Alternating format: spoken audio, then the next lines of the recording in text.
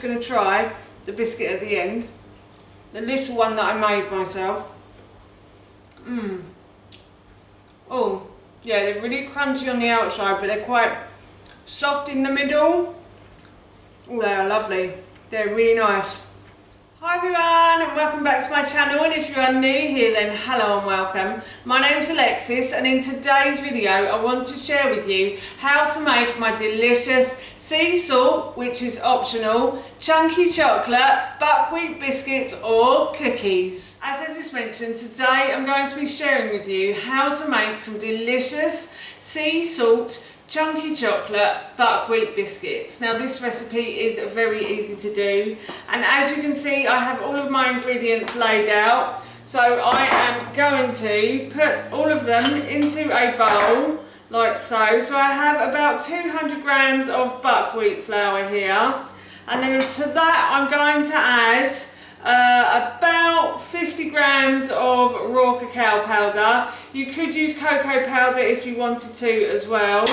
And then I have about, I think it's about 100 grams of rice flour, or you can use plain flour if you want to. I have a slight gluten intolerance, hence the reason why I'm using buckwheat flour and rice flour. But if you wanted to use plain flour, then you could use that as well. And then what I'm going to do is I'm just going to mix these ingredients together. And while I'm mixing these together, I just want to say that if you like videos like this one and you want to see more, then please don't forget to hit that subscribe button. And if you have enjoyed this video, then please give it a big thumbs up, because it really helps me out. So I'm just mixing these together, as I said, and then to that I'm going to add in a teaspoon of ground sweet cinnamon. So I'm just going to add that to the bowl. You could use vanilla extract if you wanted to. I just prefer ground sweet cinnamon. I just prefer the taste of it in biscuits and stuff. So that's why I'm using it. Or you can use ground cinnamon if you can't get ground sweet cinnamon. I know in the UK a lot of supermarkets are now stocking ground sweet cinnamon, which is great. And then I'm going to add in a teaspoon of baking powder. Now, I would add in the sea salt, but my husband and son weren't too keen on these biscuits when I added sea salt the first time round, so I'm just going to leave the sea salt out. But what I am going to say, if you want to add it in, then I would add only about half a teaspoon. It doesn't take much, and they do taste quite salty, and I would use a good quality sea salt or Himalayan pink salt as well. The table salt that you buy in the supermarket tends to be bleached, and when they bleach salt, it bleaches out all of the goodness, whereas salts like sea salt and Himalayan salt have a lot of minerals in them, which is really good for the body. So yeah, if you are going to use salt, then I highly recommend a sea salt or a Himalayan pink salt. So I'm just going to continue to mix these round, and then I'm going to move on to mixing my wet ingredients together. I have set the dry ingredients to one side, and now I'm going to cream the butter and the sugar and the eggs together. So here I have about 150 grams of unsalted butter that I'm just going to pop into a bowl. And then I also have about 150 grams of coconut sugar. Now if you haven't got coconut sugar, you can always use brown sugar if you want to. Coconut sugar is slightly healthier for the body, and it does slide through the liver slightly easier. So that's why I always like to use coconut sugar whenever I'm making a cake or anything. As I said, I'm just going to cream these two together with my whisk.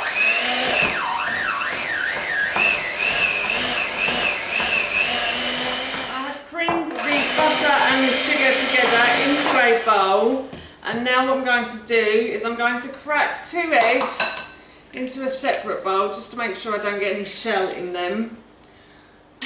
And then what I'm going to do is I'm going to put the eggs into the butter and the sugar, and I'm going to whisk all of these ingredients together now. My wet ingredients have been whisked together and creamed together. And now what I'm going to do is I'm going to add the wet ingredients to the dry ones, and then I'm going to mix these ingredients together. So I'm just going to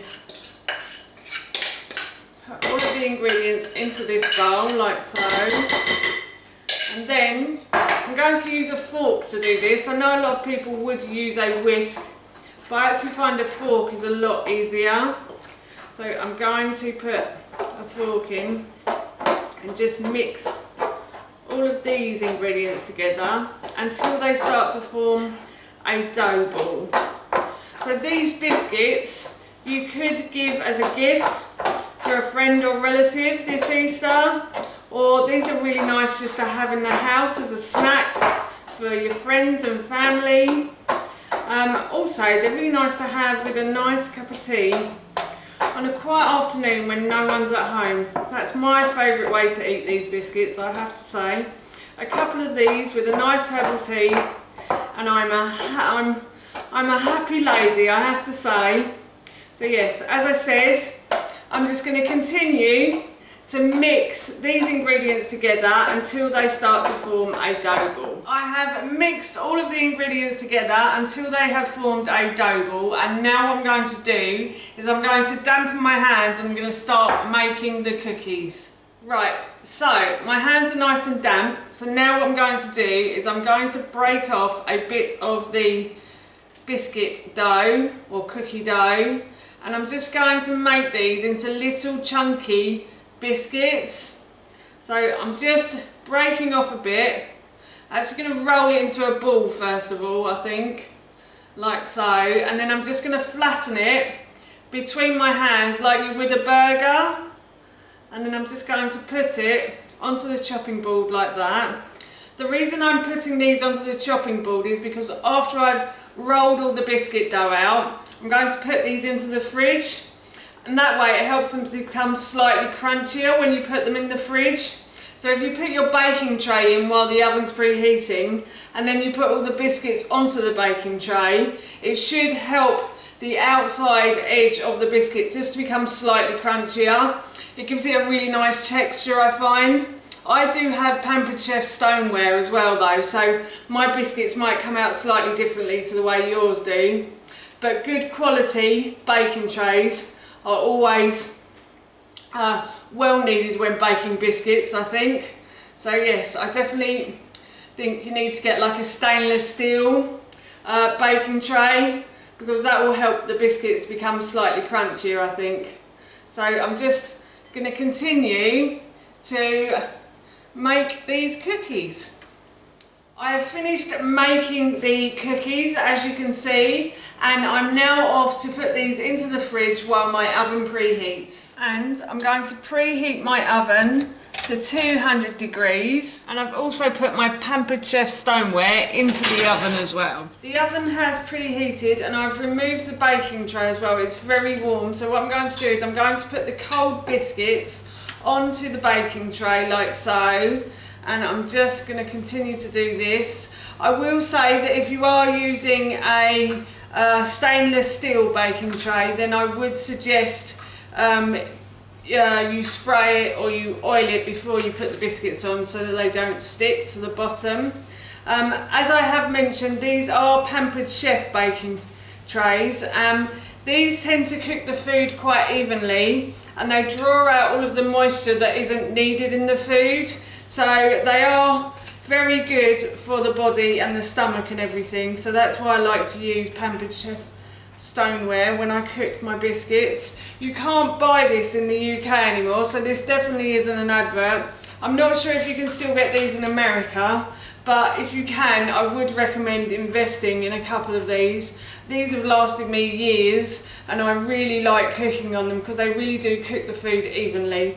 So the biscuits were in the fridge for about half an hour, and now what I'm going to do is I'm going to put these into the oven for about 10 to, well, I'd say 10 to 15 minutes. The biscuits have been in the oven for 15 minutes and they have turned a lovely golden brown colour, so I'm going to remove these from the oven now and I'm going to leave them to cool. That's how you make my sea salt optional chunky chocolate buckwheat biscuits or cookies.